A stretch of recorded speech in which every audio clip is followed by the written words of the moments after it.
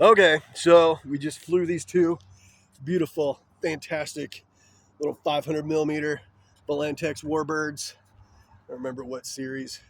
Uh, but one really cool thing, this is probably one of the controllers I had from, it could have been my very first 400 millimeter warbird, which was a BF-109, which loved to tip stall.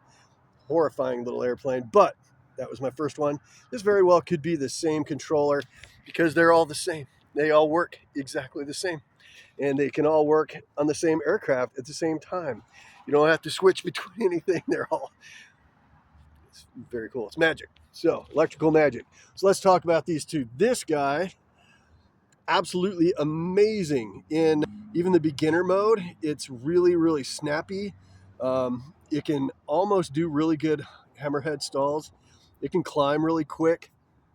Uh, just a great, very smooth flying airplane. I really, really enjoyed it in beginner mode. I think it's a little bit more maneuverable than my the P-51 over there in beginner mode.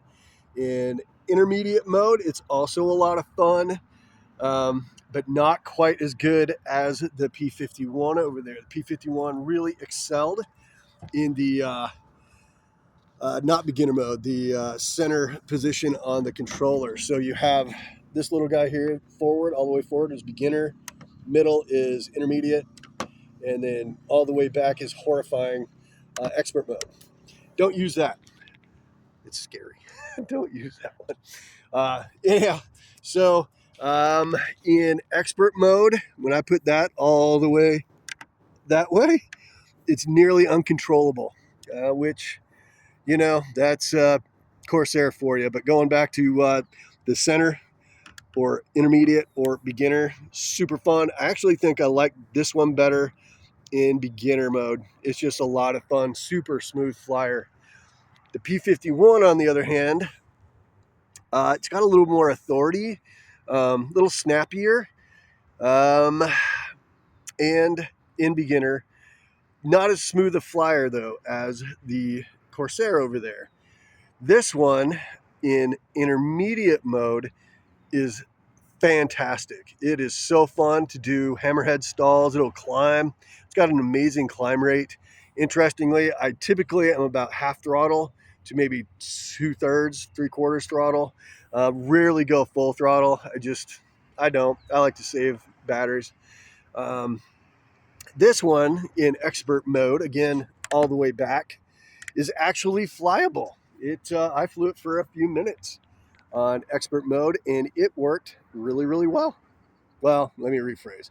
It didn't work as well as it does in intermediate with the gyro going. Because what happens when you go to the expert mode is it turns off the gyro inside the little tiny gyro in those bad boys, and they become a major handful. I don't I don't recommend flying those unless you're so much better than me, which maybe you are. I don't know. I don't like them when they're in expert mode. I don't think they're as fun. There's a lot of mosquitoes out here. I'm probably going to die from blood loss, but it's worth it to let you guys know what's up. If I had to pick a favorite, I'd say for beginner mode, the Corsair. For intermediate mode, the P-51. And also, if you want to ever be an expert, the P-51 is your choice. There's almost no choice otherwise. Between the two, it's a tough one. My grandpa fought in the South Pacific in World War II, so I'm going to have to give the nod to the Corsair. Although there were obviously P-51s out there too, but he was a CB in the Navy, so I'm sure that he dealt with many more Corsairs than he would have Army Air Corps P-51s. So there you have it. I'm going to go ahead and go with my favorite being the Corsair. Don't tell the P-51 that. It hurts feelings. So that's it. That's my thoughts. Again, beginner mode, uh, Corsair. I think the Corsair looks a little better. The P-51 flies amazing in intermediate and survives being in expert mode.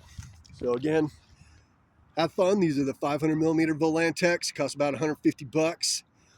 And frankly, is worth every single tiny penny. So I would buy one. They're fun. All right, we'll talk to you guys later. If you have any questions, leave them in the comments. And I appreciate you watching. Take care.